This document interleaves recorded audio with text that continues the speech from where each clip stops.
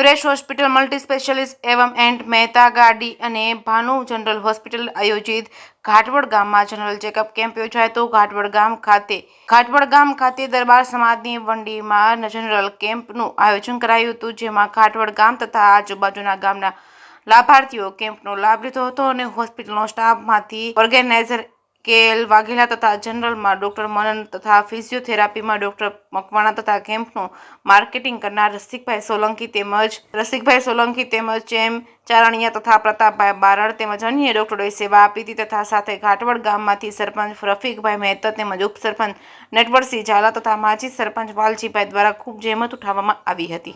સમગ્ર ઘાટવડ ગામ દ્વારા ખૂબ સાથ અને સહકાર આપવામાં આવ્યો હતો। આ કેમ્પમાં કુલ મળીને 617 દર્દીઓએ લાભ લીધો હતો। મોતિયાના 39 અને વેલના 3 તેમજ PCO 2 તથા જનરલ વગેરેમાં દર્દીઓએ લાભ લીધો હતો। જે કેસની ગુજરાતી સાથે સબીર સેલોત કોડીનાર।